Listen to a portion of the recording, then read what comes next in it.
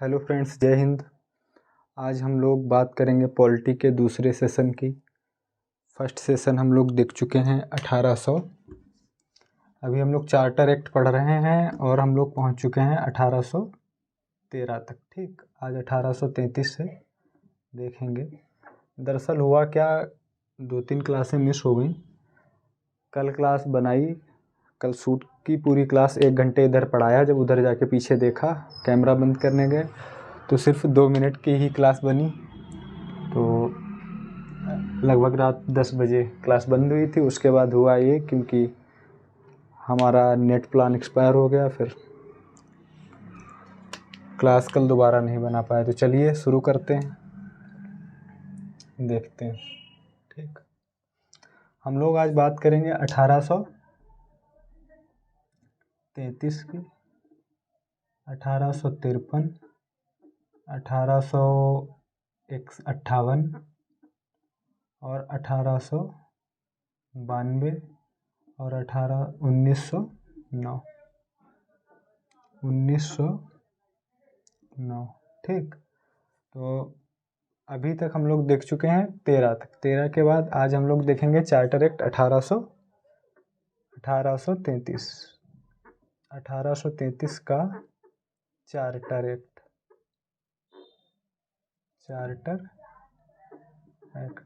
ठीक, 1833 का charter act.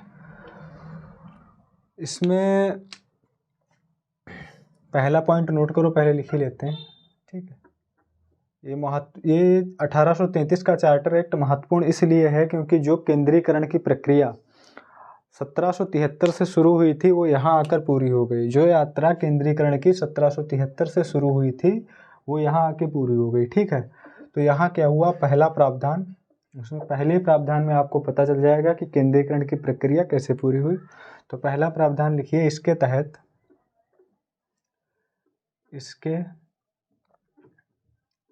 तहत गवर्नर जनरल को हम लोग जी लिखते हैं, क्योंकि थोड़ा लिखने से बचा जाए, टाइम कम है।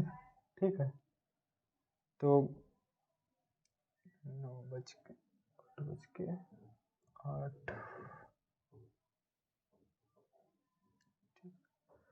8:30 हुआ है। ठीक, इसके तहत गवर्नर जनरल के, इसके तहत पहला प्रावधान, इसके तहत बंगाल के गवर्नर जनरल को, इसके तहत बंगाल के गवर्नर जनरल को भारत का गवर्नर जनरल बना दिया। ठीक, भारत का गवर्नर जनरल बना दिया।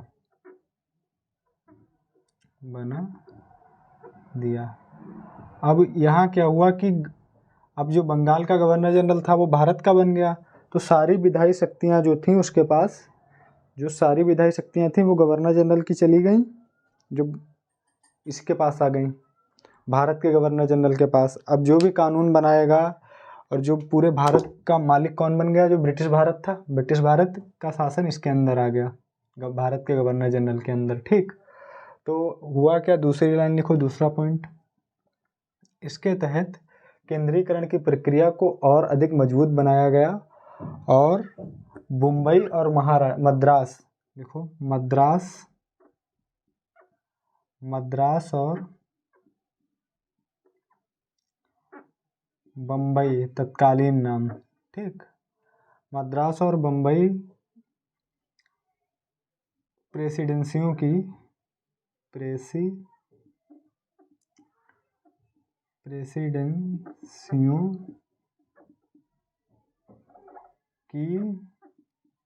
विधायी शक्तियां समाप्त कर दी। ठीक है, विधायी शक्तियां समाप्त कर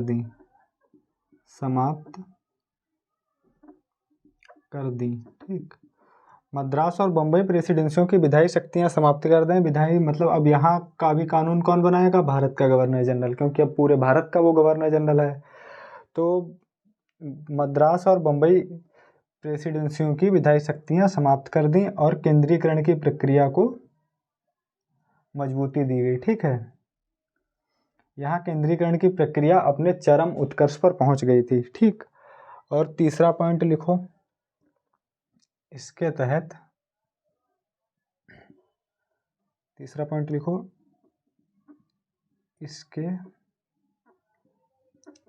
तहत धारा 87 के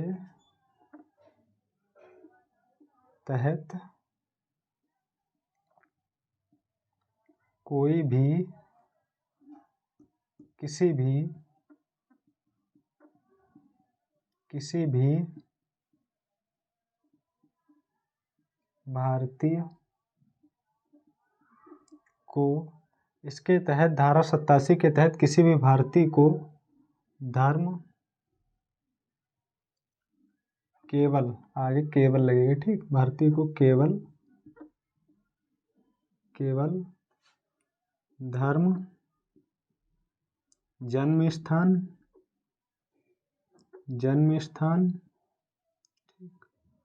और वंश, जन्म स्थान, वंश और वर्ण, ठीक, के आधार पर सरकारी सेवा में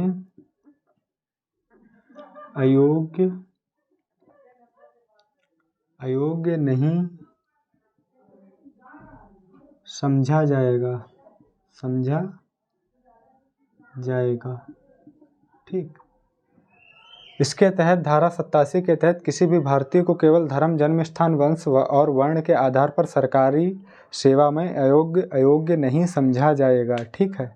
और एक लिखो पॉइंट, इसके तहत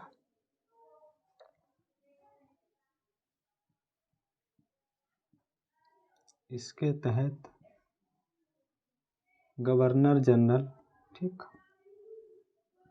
गवर्नर जनरल की परिषद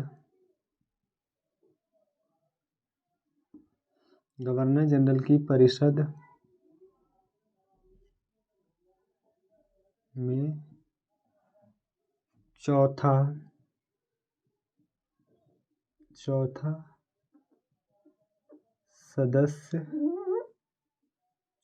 सदस्य कानूनी सदस्य के रूप में शामिल किया गया, ठीक, किया गया। इसके तहत गवर्नर जनरल की परिषद में चौथा सदस्य कानूनी सदस्य के रूप में शामिल किया गया। इनका नाम था मैकाले। देखो, चौथा सदस्य जो कानूनी सदस्य के रूप में शामिल किया गया उसका नाम मैकाले, आगे लिखो मैकाले, ठीक, उसका नाम मैकाले। अब 1 2 3 4 पॉइंट हो गए। अब इसके तहत एक पॉइंट और लिख लो, बस पूरा, ठीक। अब ऊपर लिखेंगे, ये आप स्क्रीनशॉट ले लो और या तो नोट डाउन कर लो, हम इसे हटा देते हैं, ठीक है। चलो,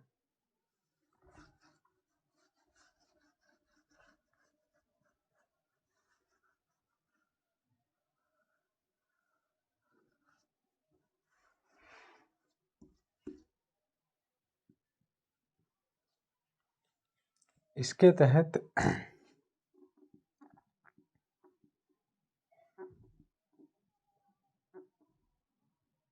भारत की, ठीक, इसके तहत भारत की सिविल सेवा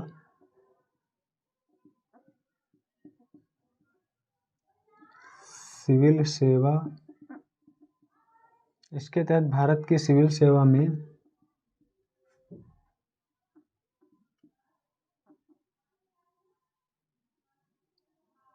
भारतीयों भारतीयों के लिए खुली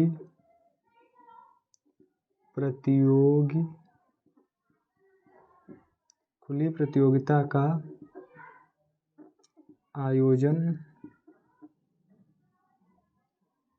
शुरू करने का प्रयास किया गया। ठीक, लेकिन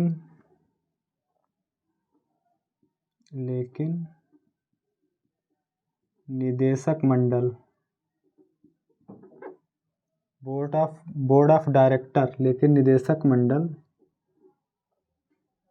ठीक, निदेशक मंडल इंग्लिश में बोर्ड ऑफ डायरेक्टर के विरोध के कारण वापस ले लिया गया। ठीक है, वापस ले लिया गया। ठीक, इसके तहत भारत में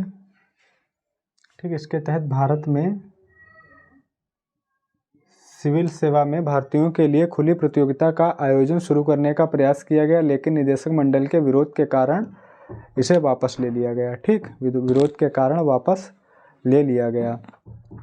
और एक पॉइंट लिख लो बस, 1833 पूरा पॉइंट लिखो कि इसके तहत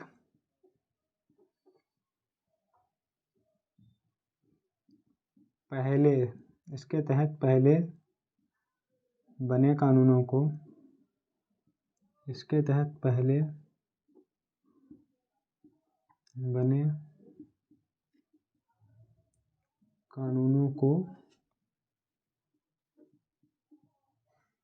नियामक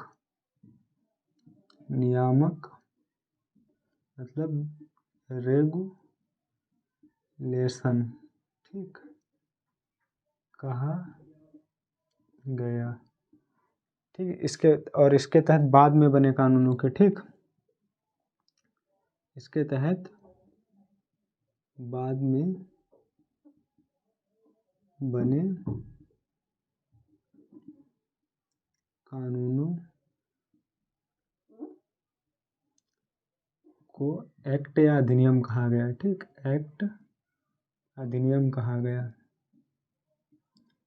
अधिनियम कहा गया। ठीक, इसके तहत पहले बने कानूनों को नियामक कानून, रेगुलेशन कहा गया, और इसके तहत बाद में बने कानूनों को एक्ट या अधिनियम कहा गया। तो 1833 चार्टर एक्ट पूरा। ठीक है, और इसके तहत एक पॉइंट और आपको लिखना है इम्पोर्टेंट। ठीक, अभी रह गया है, ये आप लिख लो, इसके फिर लिखाते हैं, स्क्रीनशॉट ले लो।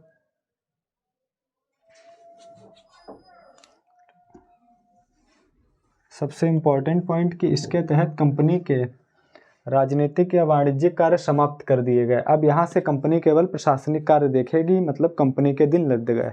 अब कंपनी व्यापार नहीं करेगी, कंपनी सिर्फ राजनीतिक और प्रशासनिक कार्य ही करेगी। तो चलिए ये भी पॉइंट नोट कर लें, इम्पोर्टेंट है, पूछा जा सकता है। ठीक, आगे लिख दो इम्पोर्टेंट।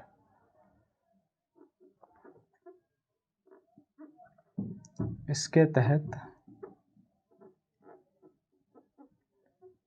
कंपनी के व्यापारिक या वाणिज्यिक, ठीक, व्यापारिक कार्य समाप्त कर दिए गए, समाप्त कर दिए गए। ठीक, अब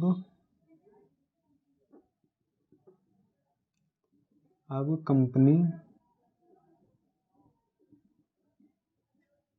भविष्य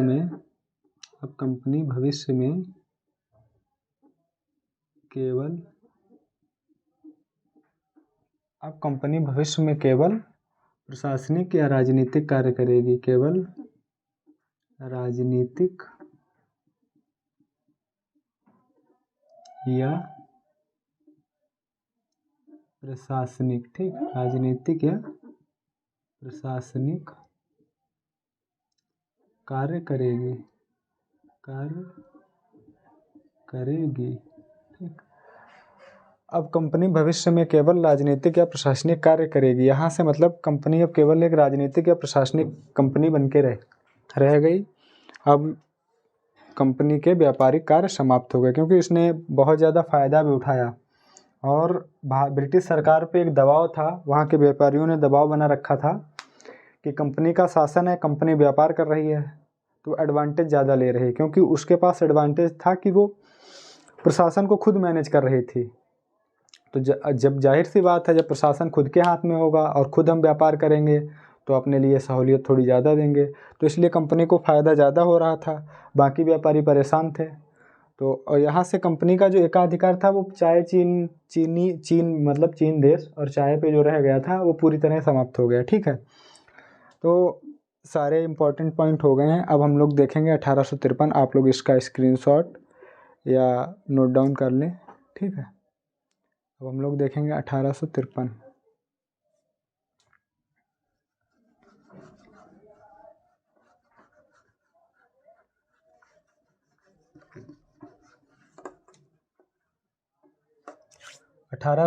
का चार्टर एक्ट, ठीक है, 1853 का चार्टर एक्ट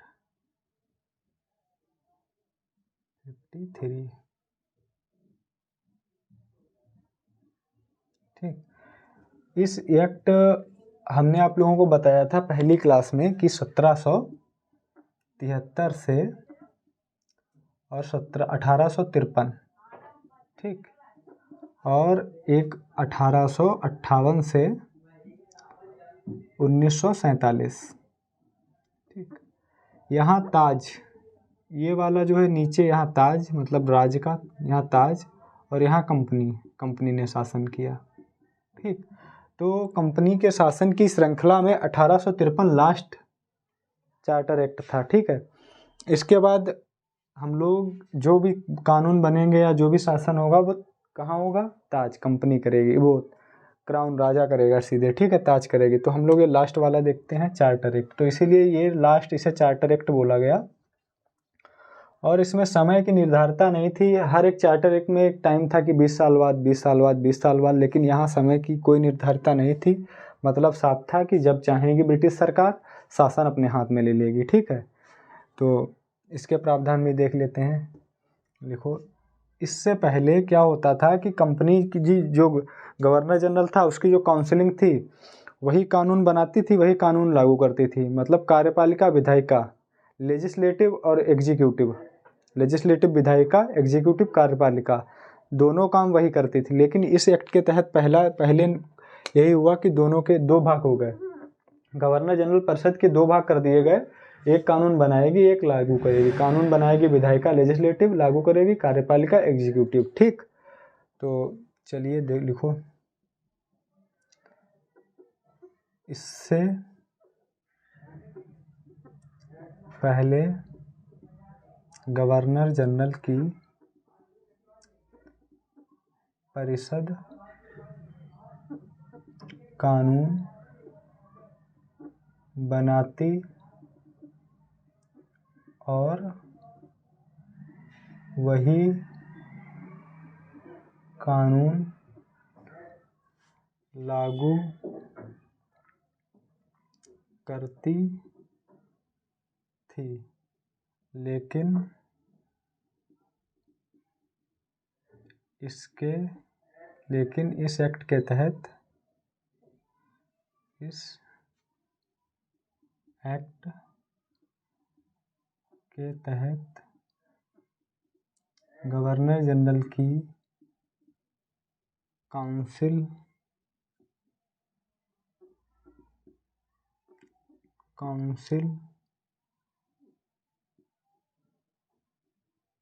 के दो भाग कर दिए गए, ठीक है, दो भाग हो गए। नंबर एक हुआ गवर्नर जनरल की काउंसिल, मतलब कि गवर्नर जनरल की काउंसिल, ठीक। ये हुआ गवर्नर जनरल की काउंसिल और इसके दो भाग हुए, एक होगा विधायिका, विधायिका, ठीक, और एक कार्यपालिका, कार्यपालिका मतलब लेजिस्लेटिव,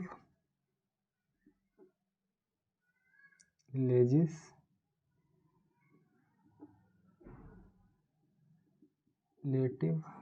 ठीक, एग्जीक्यूटिव, लेजिस्लेटिव एग्जीक्यूटिव मतलब कि एक ये कानून बनाएगी विधायिका, कानून बनाएगी, लागू करेगी कार्यपालिका, ठीक। आई होप क्लियर हो जाएगा। हमारा जो मोटिव है वो कि आप लोगों को कॉन्सेप्ट क्लियर हो जाए, और कॉन्सेप्ट क्लियर होने से क्या होगा कि चीज़ें अच्छे से दिमाग में घुस जाती हैं। तो इसीलिए एक एक बात डिटेल में बता रहे हैं, पढ़ा रहे हैं। तो आप लोग जब क्लास देखें तो क्लास को पूरा देखें, ठीक है, शुरू से आखिरी। तो इससे क्या होगा, एक बार में अगर कॉन्सेप्ट क्लियर हो गए, फिर आप किसी बुक से पढ़ें, किसी किताब से पढ़ें, समझ में आएगा। अगर कॉन्सेप्ट क्लियर नहीं है तब आपको कोई किताब पढ़ेंगे, उसकी भाषा टफ लगेगी, समझ में नहीं आएगा, दिक्कत होगी और बार बार भूल जाएंगे। तो चलिए देखते हैं, ठीक। ये नोट डाउन कर लो, फिर इसको हटा देते हैं, ठीक। इतना हटाएंगे इधर, चलो। इसके तहत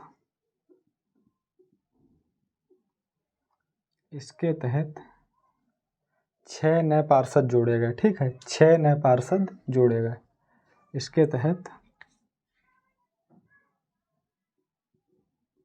गवर्नर जनरल की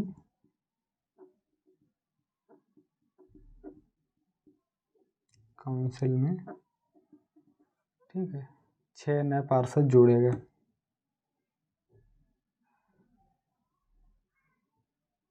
6 नए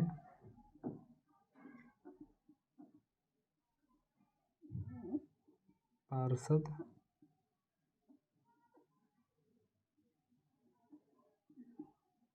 जोड़े गए, ठीक। इनको क्या कहा गया, इनको विधान परिषद, केंद्रीय विधान परिषद कहा गया। इनको केंद्रीय विधान परिषद, इनको केंद्रीय विधान परिषद कहा गया, ठीक। या आप इस तरह का ये भी कह सकते हो कि 6 नए पार्षद जो जोड़े गए, ये गवर्नर जनरल के लिए केंद्रीय विधान परिषद का गठन किया गया, ठीक है। मतलब कानून बनाने के लिए ये 6 नए पार्षद जोड़े गए, ठीक। एक पॉइंट और लिखो, इसके तहत पहली बार स्थानीय प्रतिनिधित्व को शामिल किया गया। अगर क्वेश्चन आ जाए कि पहली बार स्थानीय प्रतिनिधित्व को कब शामिल किया, 1853 के चार्टर एक्ट से, ठीक है। वो इसलिए क्योंकि इसमें जो 6 थे, 6 नए पार्षद जोड़े गए, उसमें 4 का चुनाव जो था, 4 का चुनाव कहाँ से होना था, बंगाल, मद्रास, मुंबई और आगरा, ठीक। बंगाल, मद्रास, मुंबई और आगरा, समझ गए आप, बंगाल, मद्रास, मुंबई, आगरा। तो 4 का चुनाव यहाँ से होना था, ठीक है। तो इसीलिए इसके लिखो, इसके तहत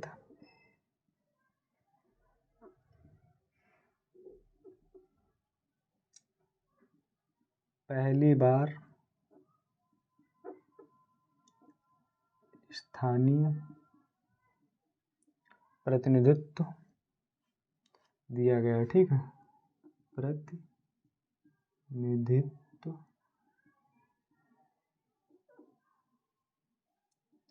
प्रदान किया गया, प्रदान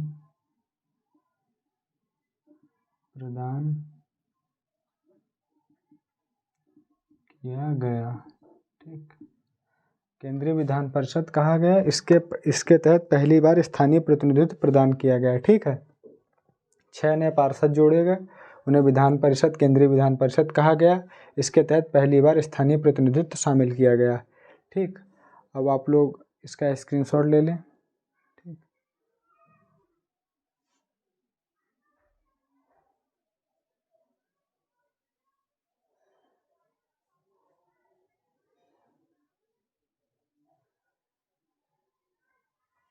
पहली बार स्थानीय, इसके पॉइंट लगभग पूरे हो गए। ठीक है, कोई पॉइंट रह गया है तो देखो,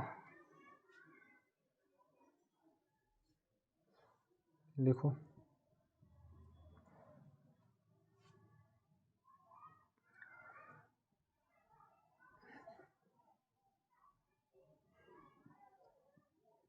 इसके तहत भारत में जो सिविल सेवा वहाँ विफल हुई थी वो यहाँ पूरी हो जाएगी। ठीक है, इसके तहत भारत में सिविल सेवा में, ठीक, सिविल सेवा में भारतीयों, इसके तहत भारत में सिविल सेवा में भारतीयों को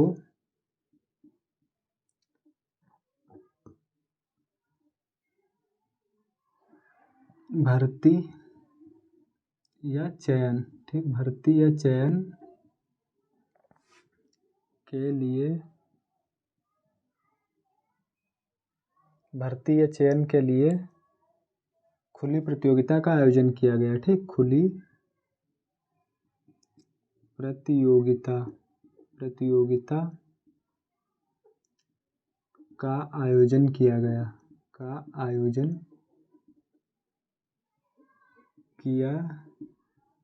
गया, ठीक, इसके तहत भारत में सिविल सेवा में भारतीयों को भर्ती या चयन के लिए खुली प्रतियोगिता का आयोजन किया गया। ठीक है, और इसके संबंध में एक समिति बनाई गई, सिविल सेवा के संबंध में एक समिति बनाई गई। उस समिति के जो अध्यक्ष थे वो मैकाले थे। ठीक है, जो 1833 के चार्टर एक्ट में विधि सदस्य मैकाले थे, वहीं यहाँ जो समिति बनी सिविल सेवा के संबंध में, देखो, सिविल सेवा के संबंध में समिति, ठीक, समिति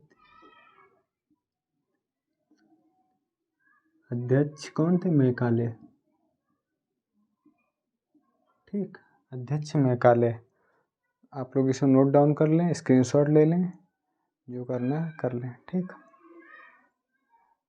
1853 का चार्टर एक्ट लास्ट चार्टर था, इसमें वो भी पूरा हो गया। अब हम लोग चलेंगे 1858 की बात करेंगे। ठीक,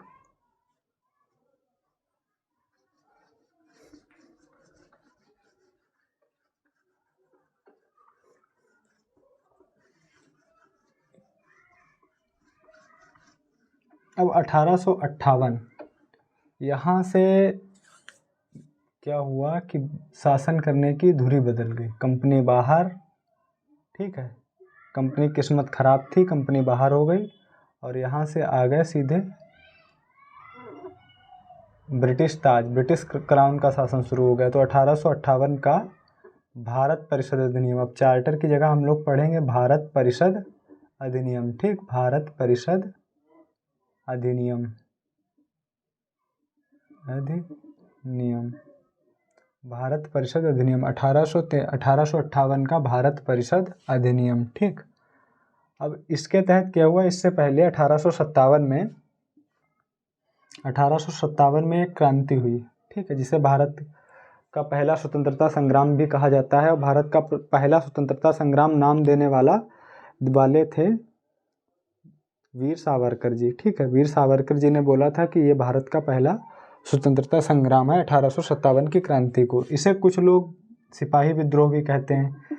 यह क्रांति इतनी ज़्यादा उग्र या भयानक तरीके से हुई थी कि अंग्रेज़ों के पैर उखड़ गए थे, वो भागने को लाले थे, पकड़ पकड़ के मारा गया बहुत अच्छे से। तो उनकी ज़मीन हिल गई थी, अंग्रेज़ों की ज़मीन हिल गई थी कि अब जो है उनको लगता था जब तक उसे दबाया नहीं गया, सही से परिस्थितियां जो थी नियंत्रण में नहीं आई, तब तक अंग्रेज़ों को लगता था कि अब सब कुछ बिगड़ गया है, अब हम लोग यहाँ नहीं टिक सकते हैं। लेकिन चीज़ें धीरे धीरे संभल गई, क्योंकि 1857 की जो क्रांति थी वो एक प्लानिंग नहीं थी, ना तो संगठित थी, उसका कोई एक नेता नहीं था, क्योंकि वो सिपाहियों के द्वारा शुरू की गई, उसमें लोग शामिल होते गए। जो वर्ग, कोई भी वर्ग, किसान वर्ग, हर तरीके का वर्ग बहुत ज़्यादा परेशान था, तो उसमें कोई जो शामिल होता गया, तो उसका ना तो कोई संगठन था, ना कोई सही से नेतृत्व कर रहा था, इसीलिए वो पूरी तरीके से सक्सेस नहीं हुई, मतलब अंग्रेज़ों को निकालने में बाहर सक्सेस नहीं हुई, लेकिन हाँ उसने अंग्रेज़ों की ज़मीन हिला दी थी। अब अंग्रेज़ समझ गए थे कि अब अगर हमको यहाँ शासन करना है तो हमको यहाँ दिखाना पड़ेगा कि हम आपका भला कर रहे हैं। और इसके बाद 1858 के बाद हम लोग पढ़ेंगे, 1858 के बाद 1861, 1892 और 1909, ये 3 जो एक्ट हैं ये सहयोग नीति के तहत थे। ठीक है, सहयोग नीति।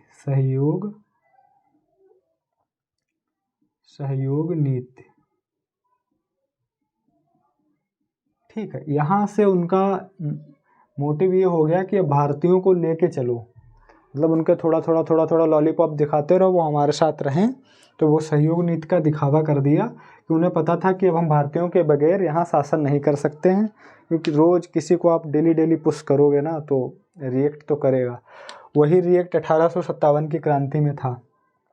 ठीक है, जो टॉर्चर था वो 1857 की क्रांति में ज्वालामुखी बन के निकला।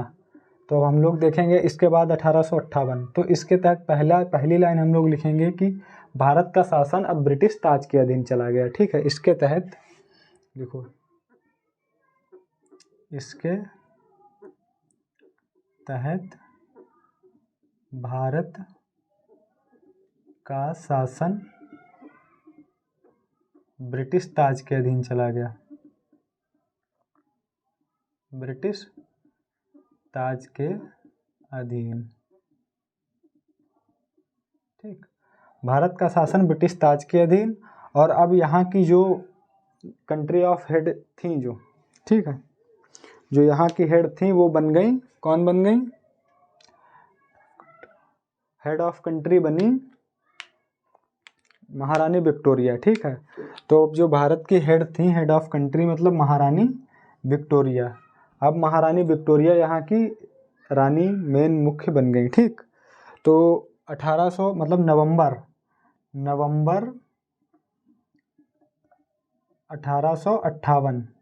1858 में लॉर्ड कैनिंग ने घोषणा पत्र पढ़ा इलाहाबाद में, और उसमें ये घोषित किया गया कि अब जो है भारत की रानी या महारानी या हेड ऑफ कंट्री कौन बन गया है? महारानी विक्टोरिया। ठीक, उस समय महारानी विक्टोरिया थी, तो महारानी विक्टोरिया। तो लिखो, इसके तहत दूसरा प्रावधान लिखो,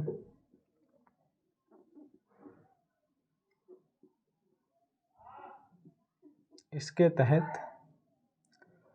तहत गवर्नर जनरल के पदनाम को बदलकर भारत का वायसराय कर दिया गया। ठीक, वायसराय कर दिया गया। यह ब्रिटिश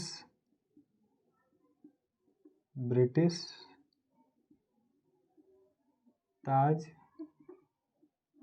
का प्रत्यक्ष प्रतिनिधि बन गया, प्रतिनिधि। ठीक, प्रतिनिधि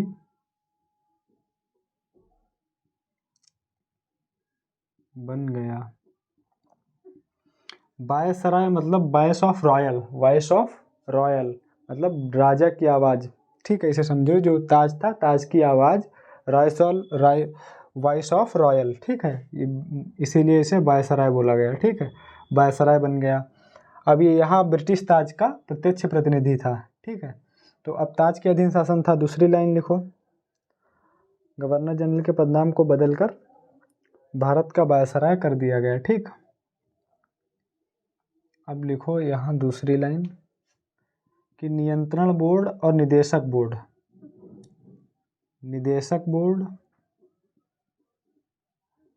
निदेशक बोर्ड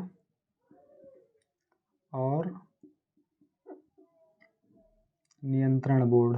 ठीक है, निदेशक बोर्ड और नियंत्रण बोर्ड, नियंत्रण बोर्ड दोनों समाप्त कर दिए गए,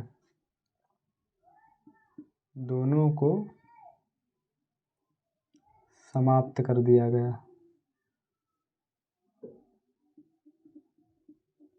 कर दिया गया। ठीक, निदेशक बोर्ड और नियंत्रण बोर्ड दोनों समाप्त कर दिए गए। निदेशक बोर्ड 1773 के चार्टर एक्ट के तहत आया था। फिर कंपनी को ब्रिटिश ताज को, मतलब ब्रिटिश राजा जो था उसको कंपनी पर ब्रिटिश सरकार को नियंत्रण और बढ़ाना था। तो Pitt's India act 1784, Pitt's India act 1784 के तहत नियंत्रण बोर्ड लाए थे। अब दोनों का काम खत्म कर दिया, दोनों को खत्म कर दिया और इसकी जगह पे, मतलब इस अब नया, मतलब इसकी जगह क्या लिखो, इसके तहत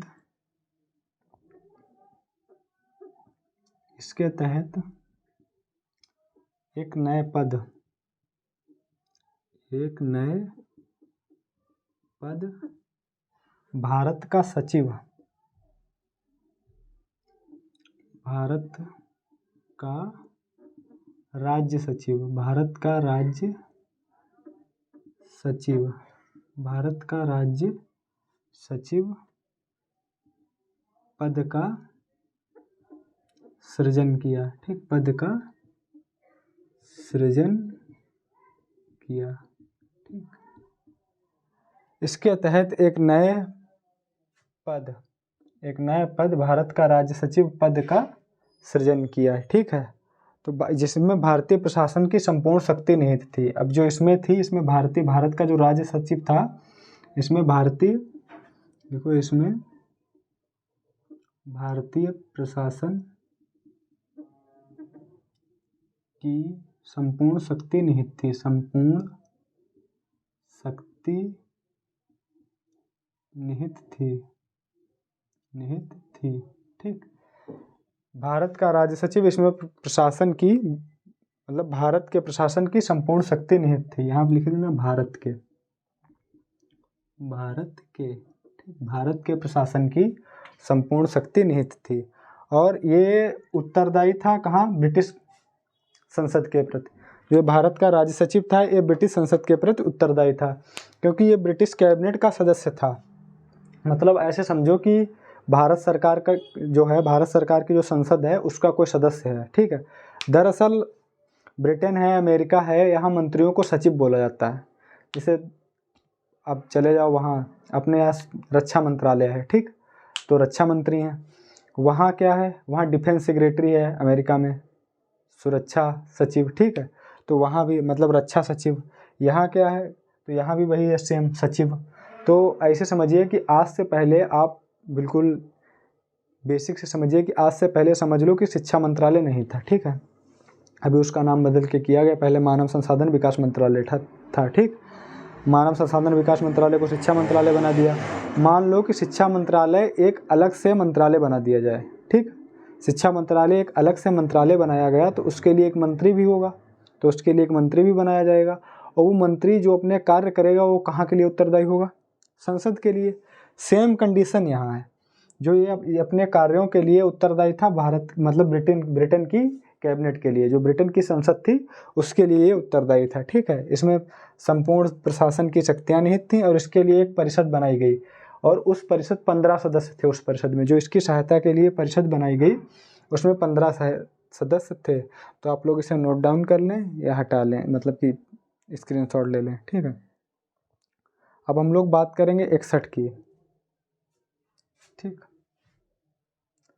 अब हम लोग बात करेंगे 61 की, मतलब इधर ये हो गया, ये हो गया, ये हो गया, इधर आ गया। ठीक, 61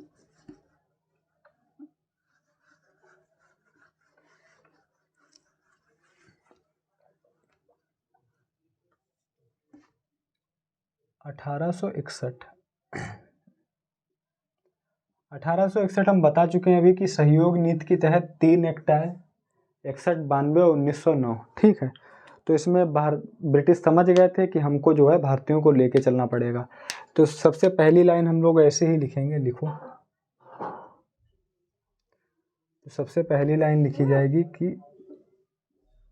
इसमें ब्रिटेन समझ गया था कि जो है भारतीयों को अब हम लोग ब्रिटिश सरकार के प्रति भारतीय लोगों को लेके चलेंगे। 1 मिनट कैमरा चेक कर लें, फिर से बंद हो गया था पर्स, कल पता चले बंद हो जाए। ठीक है, चल रहा है।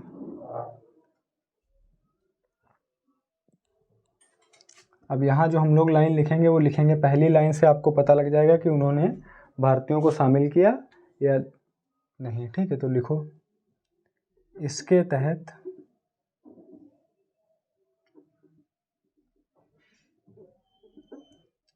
कानून बनाने की प्रक्रिया में भारतीयों को शामिल किया गया। ठीक, भारतीयों को शामिल किया गया। और शामिल कौन कौन हुआ था अभी वो भी बता रहे हैं आपको, 1 मिनट, किया गया। ठीक है, भारतीयों को शामिल किया गया।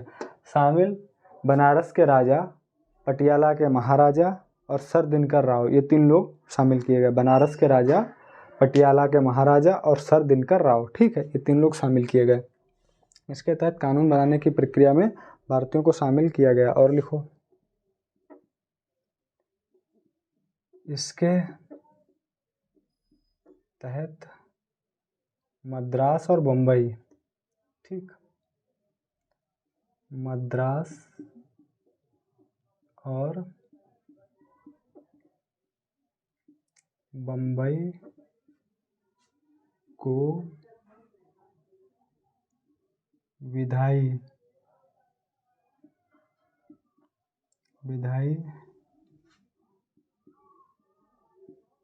शक्तियाँ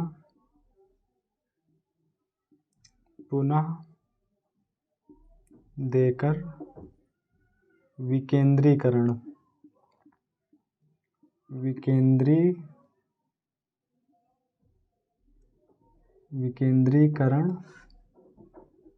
ठीक है, विकेंद्रीकरण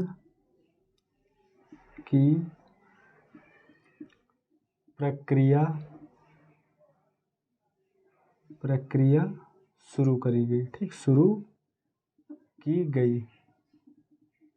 ठीक, इसके तहत मद्रास और बम्बई को विधायी शक्तियां पुनः देकर विकेंद्रीकरण की प्रक्रिया शुरू करी गई। ठीक है, अच्छा, विकेंद्रीकरण का मतलब हमने आप लोगों को पहली क्लास में बताया था, आज भी आप लोग सुन लो कि विकेंद्रीकरण में ये होता है कि जहाँ शक्तियों का विभाजन हो। जैसे कि भारत का सिस्टम देखो, भारत का संविधान देखेंगे तो उसमें 7वीं अनुसूची में एक संघ सूची है, एक राज्य सूची है और एक समवर्ती सूची है।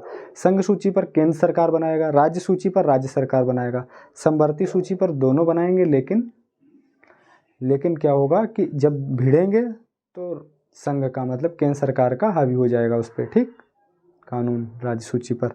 लेकिन अगर ये क्या हो गया, ये विकेंद्रीकरण है, सबकी शक्तियों का विभाजन है। अगर आर्टिकल 352 के तहत अगर क्या होता है कि राष्ट्रीय आपातकाल लगता है, ठीक है, तब क्या होता है, तो शक्तियों का केंद्रीकरण हो जाता है। सारी शक्तियां राज्य की कहाँ चली जाती हैं, केंद्र के पास। अब सर्वे सर्वा केंद्र है, अब राज्य से कोई मतलब नहीं। तो सेम वही स्थिति है यहाँ पे कि विकेंद्रीकरण में क्या हो गया कि शक्तियों का विभाजन है। ठीक, और केंद्रीकरण में क्या हो गया कि शक्तियों का कोई एक सेंटर है। ठीक है, केंद्र बिंदु एक है और वही ऑर्डर देता है, वही कमांड करता है। लेकिन यहाँ शक्तियों का विभाजन है, आप ये काम आप करेंगे, ये आप करेंगे। लेकिन यहाँ सारे फैसले एक ही आदमी बैठ के लेता है केंद्रीकरण में। ठीक है, आई होप विकेंद्रीकरण और केंद्रीकरण हो गया होगा। ठीक है, और इसके तहत लिखो, इसके तहत एक और पॉइंट लिखो, इसके तहत आपात काल की स्थिति में, ठीक, इसके तहत आपातकाल की स्थिति में वायसराय को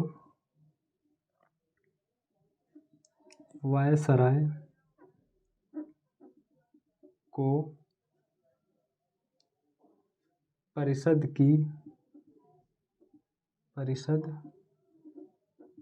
की संस्तुति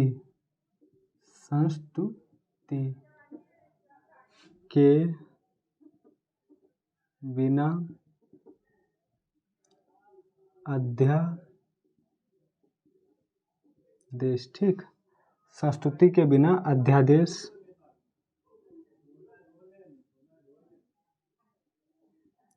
अध्यादेश जारी करने की शक्ति दी गई, ठीक है, शक्ति या जारी करने के लिए अधिकृत किया गया, ठीक है, शक्ति दी गई, ठीक है। इसके तहत आपातकाल की स्थिति में वायसराय को परिषद की संस्तुति के बिना अध्यादेश जारी करने की शक्ति दी गई। अध्यादेश मतलब अध्यादेश एक तरीके का कानून ही होता है, ठीक है, ऐसा होता है अध्यादेश। आज हमारे देश में अध्यादेश लाया जाता है राष्ट्रपति द्वारा भारत में अध्यादेश लाया जाता है जब हमारी संसद छुट्टी यानी सत्रावसान की स्थिति में होती है, छुट्टी पे होती है, तब अध्यादेश लाया जाता है आर्टिकल 123 के तहत, ठीक। आर्टिकल 123 के तहत राष्ट्रपति मतलब देश में लाता है भारत में, और आर्टिकल 213 के तहत राज्य में राज्यपाल के पास ये शक्ति है, ठीक है। आर्टिकल 213 के तहत राज्यपाल राज्य में अध्यादेश ला सकता है और आर्टिकल 123 के तहत राष्ट्रपति देश में, ठीक है। और इसकी जो वैधता है वो 6 माह प्लस 6 सप्ताह होती है। 6 सप्ताह इसलिए 6 माह मतलब 6 माह सत्रावसान रहता है, छुट्टी रहती है, ठीक है, तब होती है। और 6 सप्ताह मतलब पहली बैठक के बाद, जब भी संसद की पहली बैठक होगी उसके 6 सप्ताह तक अगर इसे सदन में पास करके पारित नहीं किया गया, सदन में लाकर पारित नहीं किया गया तो ये कैंसिल हो जाएगा, अगर पारित कर दिया गया तो कानून बन जाएगा, ठीक है। तो इसीलिए 6 माह 6 सप्ताह, यहाँ भी इसकी स्थिति यही थी कि यहाँ भी जो टाइम था वो 6 माह था, ठीक है, 6 माह तक वैध था। और ये इसकी ज़रूरत हमको इसलिए पड़ी है कि कभी कोई परिस्थितिवश किसी कानून की ज़रूरत पड़ जाए हमको, ठीक है, कोई परिस्थिति या कोई ऐसी स्थिति आ गई कि हमको एकदम कानून बनाने की ज़रूरत है, संसद सत्रावसान पे है, संसद छुट्टी पे है, ठीक है, तो हम क्या करेंगे, तो उसके लिए ये एक विकल्प है हमारे पास 123 213 कि हम जो है अध्यादेश के तहत ले आएंगे और वो उतना ही पावरफुल होगा, उतने लिमिटेशन में होगा और उतने ही नियम कानून के तहत वो बिल्कुल कानून की तरह ही रहेगा, ठीक है। वो उसको सब एक तरीके से कानूनी होता, बस उसकी लिमिट 6 माह 6 सप्ताह होती है और अगर संसद में पास कर दिया जाए तो फिर वो कानून बन जाता है, ठीक है। तो आप लोग ये भी समझ गए होंगे कि वायसराय इसके जो पॉइंट थे सारे हो गए, ठीक है, 1861 के पॉइंट पूरे। आप लोग स्क्रीनशॉट ले लें, नोट डाउन कर लें। अब हम लोग बात करेंगे 1892 की, ठीक है।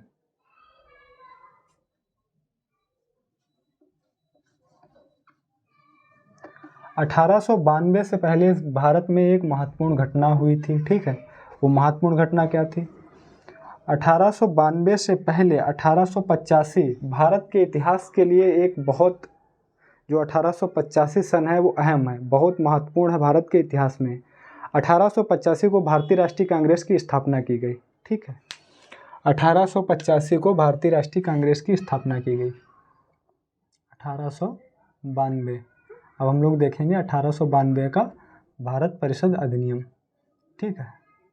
तो यहाँ तक हमको पता है कि 92 तक आते आते 1885 में भारतीय राष्ट्रीय कांग्रेस की स्थापना हो गई। और भारतीय राष्ट्रीय कांग्रेस की स्थापना किसने की थी? ए.ओ. ह्यूम, वो भी एक ब्रिटिश गवर्नमेंट सर्वेंट था, ए.ओ. ह्यूम, उसी ने भारतीय राष्ट्रीय कांग्रेस की स्थापना की थी, ठीक है। तो उसमें ये कहा जाता है कि डफरिन, जब भारतीय राष्ट्रीय कांग्रेस की स्थापना हुई उस समय गवर्नर जनरल डफरिन था। 1884 से 1888 तक गवर्नर जनरल डफरिन था।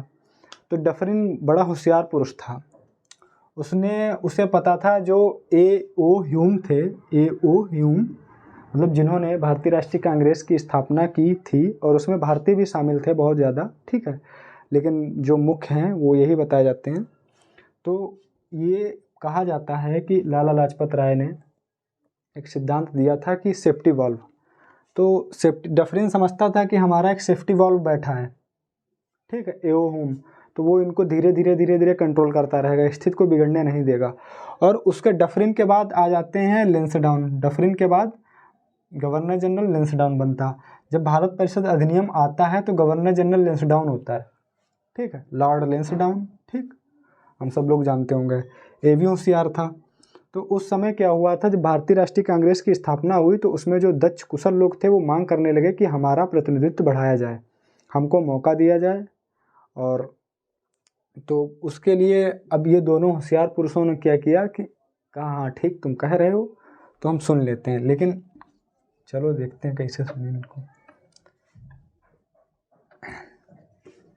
लिखो पहला पॉइंट, इसके तहत केंद्रीय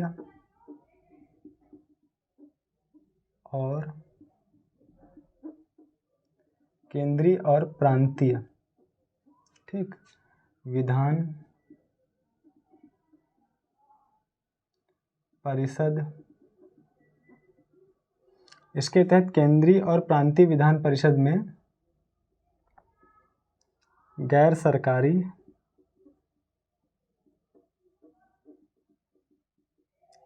सदस्यों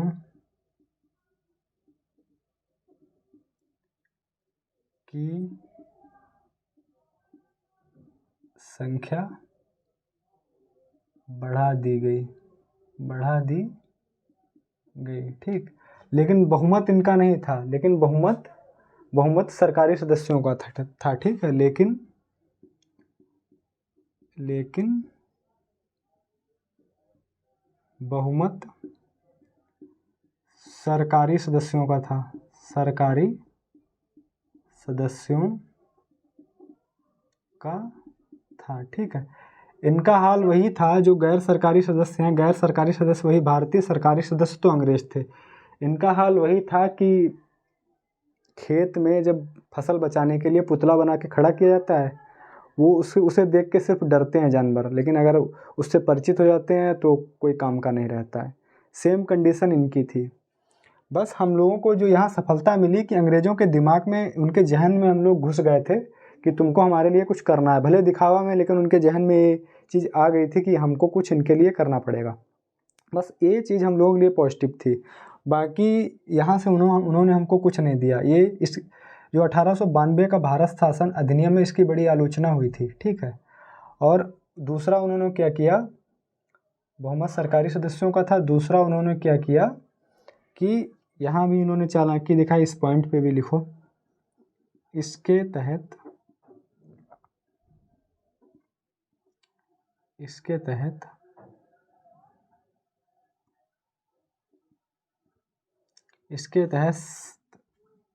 सरकार से अनुपूरक प्रश्न पूछने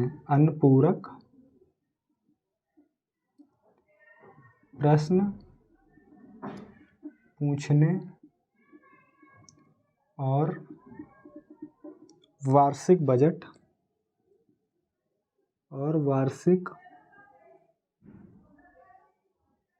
बजट पर बहस करने का अधिकार दिया,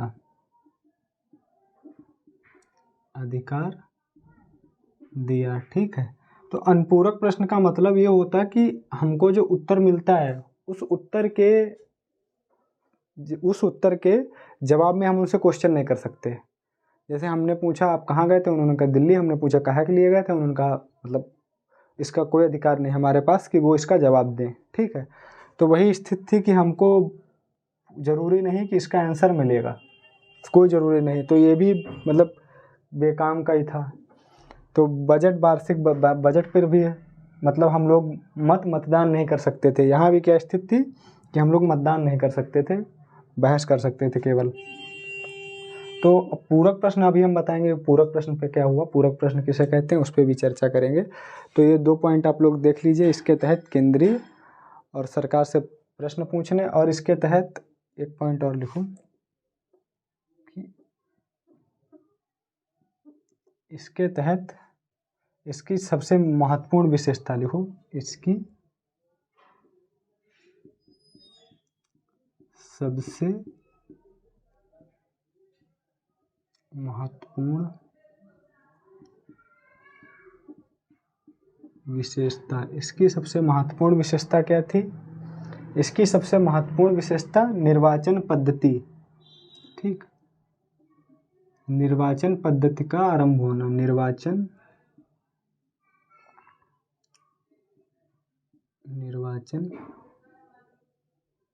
पद्धति का आरंभ होना, ठीक, निर्वाचन पद्धति का आरंभ होना।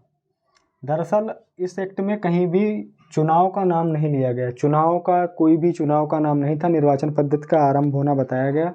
दरअसल ये हुआ कि जो अभी आपको बताया था कि 53 के तहत 6 मेंबर जोड़े गए, उसके बाद इनकी संख्या बढ़ाई गई, गैर सरकारी सदस्यों की संख्या बढ़ाई गई। तो बढ़ाने के बाद जो इनके लिए एक समिति बनाई गई और समिति और परोक्ष चुनाव की व्यवस्था की गई। परोक्ष चुनाव मतलब अप्रत्यक्ष चुनाव, ठीक है। दरअसल ये परोक्ष चुनाव भी ऐसा था कि जैसे मान लो आज राष्ट्रपति का चुनाव हमारे यहाँ परोक्ष होता है, अभी विधान परिषद के जो सदस्य हैं उनका चुनाव परोक्ष तरीके से होता है, लेकिन उस समय इस परोक्ष की परिभाषा कुछ और थी। उस समय जो निर्वाचन जो पद्धति थी उस परोक्ष की परिभाषा यह थी कि जो प्रांतीय गवर्नर जनरल होता था वो जिला परिषद हो गया, व्यापारिक संघ हो गया, विश्वविद्यालय हो गया, जमींदार हो गए, इन सबकी सिफारिश को देखते हुए नियुक्ति करता था, वही भेजता था, ठीक है। तो वहाँ कोई चुनाव नहीं होता था। लेकिन हाँ, निर्वाचन पद्धति मतलब एक शब्द आया, निर्वाचन पद्धति की बात कही गई, ये ऐसे निर्वाचन पद्धति हो रही है, लेकिन चुनाव शब्द का कहीं भी प्रयोग नहीं किया गया, ठीक है। तो 92 के सारे पॉइंट पूरे हो गए। अब हम लोग बात करेंगे 1909 की। 1909 की, चलो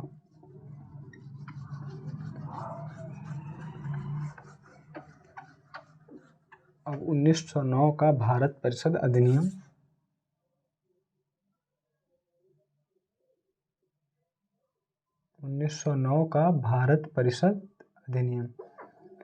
ये इस अधिनियम को क्या कहा जाता है? इस अधिनियम का एक नाम और है, लिख लो इसको, मार्ले मिंटो, ठीक, मार्ले मिंटो सुधार अधिनियम भी कहा जाता है भाई, मार्ले मिंटो सुधार अधिनियम। दरअसल ये सुधार उधार कुछ नहीं था, इन्होंने यहाँ से हमारा बेड़ा गर्क कर दिया देश का। इन्होंने यहाँ से, इससे पहले लिखो, इससे पहले घटना क्या हुई कि करजन के समय क्या हुआ, बंगाल विभाजन हुआ 1905। इसकी थोड़ी पृष्ठभूमि देखते हैं। 1905 में बंगाल विभाजन, ठीक, बंगाल विभाजन 1905 के तहत बंगाल विभाजन। उसके बाद एक और लिखो, 1906 मुस्लिम लीग आ गई, मुस्लिम लीग, ठीक, मुस्लिम लीग की स्थापना। उसके बाद 1907 कांग्रेस का विभाजन, गरम दल नरम दल, ठीक, कांग्रेस का विभाजन, इसके दो हो गए, एक नरम दल एक गरम दल, ठीक, एक नरम दल, दो हो गए। सूरत अधिवेशन, ठीक है, सूरत अधिवेशन। अच्छा, ये करजन जब यहाँ था, करजन वायसराय था 1905 में, इसने क्या किया, बंगाल का विभाजन किया। बंगाल का विभाजन से मुस्लिम तुष्टीकरण की प्रक्रिया शुरू की इन लोगों ने। तो यहाँ से क्या हुआ, बंगाल विभाजन के बाद इन्होंने एक मुस्लिमों में एक अंदर जो था, एक दिमाग में एक बात घुसेड़ दी कि आपको हम मुस्लिम राज्य दे रहे हैं, ठीक है। मुस्लिम राज्य मतलब मुस्लिम स्टेट, राज्य मतलब कंट्री वाला भी नहीं, देश वाला, ठीक, वो स्टेट वाला, राज्य प्रांत वाला, कि हम आप लोगों के लिए एक अलग प्रांत कर रहे हैं बंगाल विभाजन के तहत, ठीक। तो बंगाल विभाजन हुआ, उसके बाद मुस्लिम लीग आ गई। मुस्लिम लीग ने क्या कहा, ब्रिटिश वायसराय से बोला कि आप जब हमको एक अलग राज्य दे सकते हैं तो हमको निर्वाचन पद्धति क्यों नहीं दे सकते। अच्छा निर्वाचन, उन्होंने कहा कि हमारी जनसंख्या कम है, ज़्यादा है, हमारे चुन के नहीं आएंगे। तो इन्होंने कहा अरे ये आप बड़ी अच्छी बात बता रहे हैं।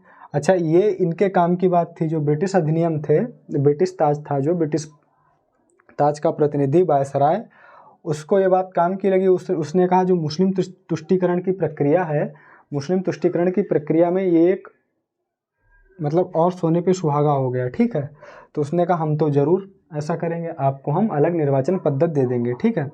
इनकी बात मान ली गई और यहाँ हो गया। इधर क्या हुआ, इधर इनको फुसलाया नरम दल वालों को। गरम दल को तो इन्होंने दबोच लिया। गरम दल में लाला लाजपत राय थे और तिलक साहब थे और अरविंद घोष थे, इनको तो दबोच लिया, ठीक है। इन्हें हटा दिया साइड में। और ये लोग इनके सपोर्ट में भी नहीं थे, नरम दल वाले गरम दल वालों के सपोर्ट में भी नहीं थे, ठीक है।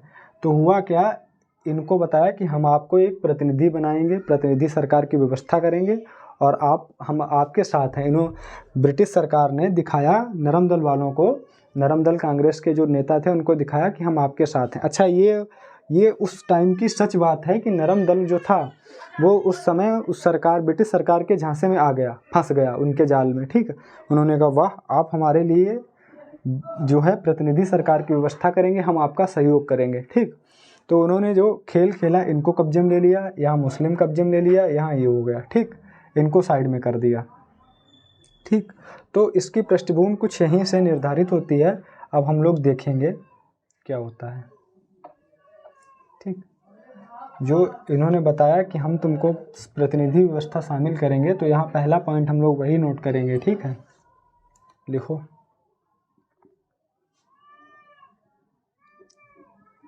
इसके तहत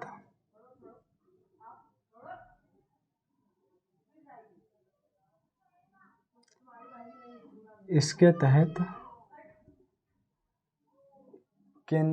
तहत विधि निर्माण, इसके तहत भारतीयों को, देखो इसके तहत भारतीयों को विधि निर्माण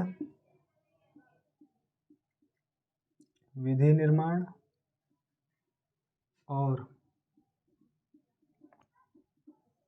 प्रशासन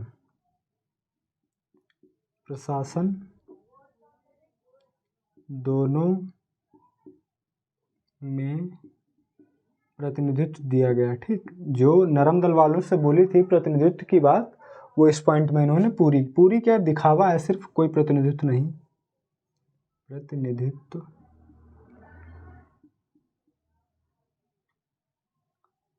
दिया, ठीक, प्रतिनिधित्व दिया। इसके तहत भारतीयों को विधि निर्माण और प्रशासन दोनों में प्रतिनिधित्व दिया, ठीक है। और क्या हुआ, इसके तहत प्रतिनिधित्व दिया और हुआ ये कि पहली बार, लिखो,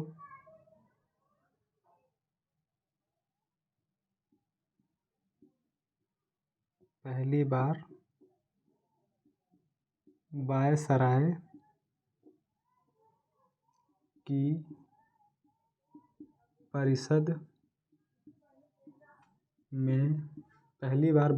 की परिषद में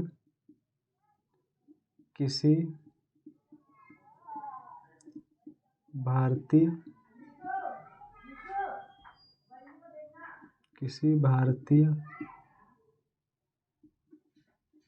ठीक को शामिल किया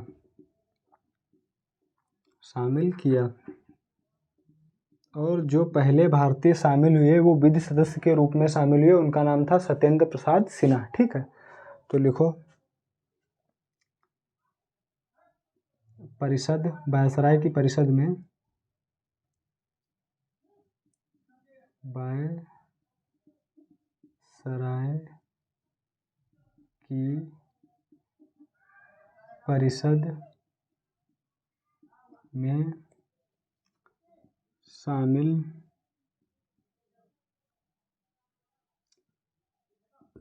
शामिल होने वाले पहले भारतीय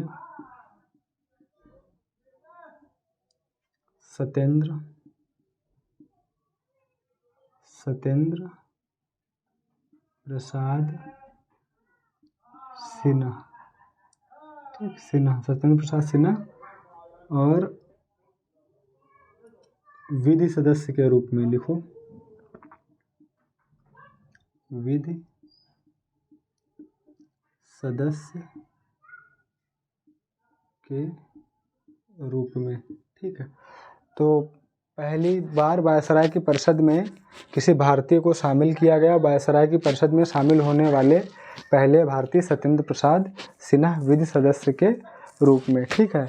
और लिखो, इसके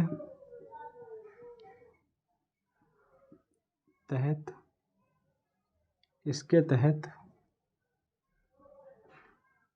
बजट की विवेचना करने,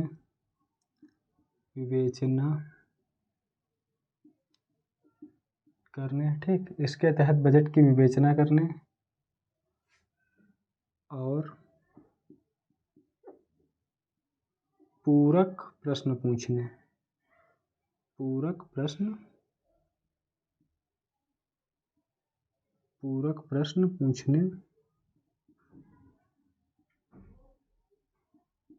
पूछने का अधिकार दिया गया,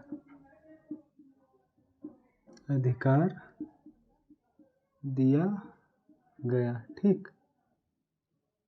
इसके तहत बजट की विवेचना करने और पूरक प्रश्न पूछने का अधिकार दिया गया। अब हम लोग एक पॉइंट और इसके तहत डिस्कस करेंगे जो सबसे मेन हाईलाइट पॉइंट है, ठीक है, जिसकी वजह से 1909 भारत परिषद अधिनियम बहुत ज़्यादा विवादों में रहा। वो था सांप्रदायिकता को बढ़ावा देने की जो प्रथा थी वो यहीं से शुरू हुई। वैसे शुरू हुई तो बंगाल विभाजन से, ठीक है, और यहाँ से उसे लीगल बना दिया कि अब जाओ आप जाति बिरादरी में बांटो और अच्छा काम है, इसे वैध बना दिया, ठीक है। तो निर्वाचन पद्धति को जो सांप्रदायिकता के आधार पर मुस्लिमों को निर्वाचन पद्धति मतलब निर्वाचन प्रणाली दी गई, ठीक है। तो चलिए ये पॉइंट भी नोट कर लेते हैं। आप लोग ऐसा कीजिए, इतना नोट डाउन कर लें या स्क्रीनशॉट ले लें, ठीक है।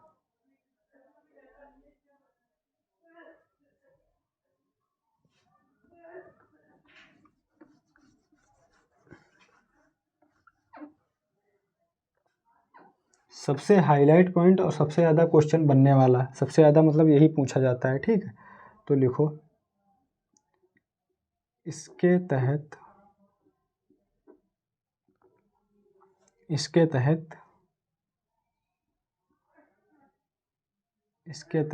मुस्लिमों को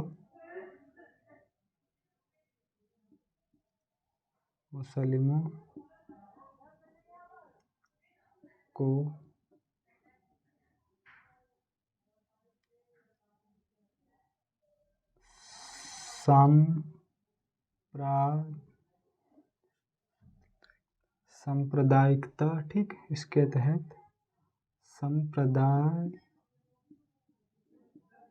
ठीक, सांप्रदायिकता के आधार पर पृथक निर्वाचन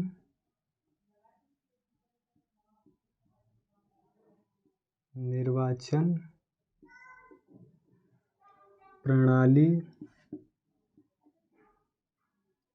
की व्यवस्था की गई, ठीक, व्यवस्था की गई। तो क्या है, इसके तहत मुस्लिमों को सांप्रदायिकता के आधार पर पृथक निर्वाचन प्रणाली की व्यवस्था की गई, ठीक। ये पॉइंट ध्यान रखना, पृथक निर्वाचन प्रणाली की व्यवस्था की गई सांप्रदायिकता के आधार पर। सांप्रदायिकता मतलब कि जातिवाद में बांटने का जो काम था उसे यहाँ वैध बना दिया गया, ठीक है। और ये इसको आप 1919 में और बढ़ा दिया गया। फिर ये दलित और सिख, एंग्लो इंडियन सबके लिए बढ़ाया गया। यहाँ तक क्या था कि अभी मुस्लिमों को दिया गया। तो यहाँ से इन्होंने मुस्लिम तुष्टीकरण को वैध बना दिया कि आप जो है जातिवाद में खूब बांटें और बात करें। अब हम लोग 1919, ठीक है, और 1935 और 1947, ठीक, अगली क्लास में देखेंगे। और यहाँ 1919 से लेके 1935 इम्पोर्टेंट हो जाता है, 1935, ठीक। तो 1935, 1947, 1919 इसको हम लोग अगली क्लास में देखेंगे। आई होप आज आप सबको पसंद आया होगा। हम भरपूर कोशिश करते हैं कि आपको समझ आए और बेसिक कॉन्सेप्ट समझ में आए। तो आई होप कि हमें पूरी उम्मीद है आपको समझ में आया होगा। अगर हमारी वीडियो आपको अच्छी लगे तो लाइक, शेयर, सब्सक्राइब करें। बहुत बहुत धन्यवाद, थैंक यू। चलिए।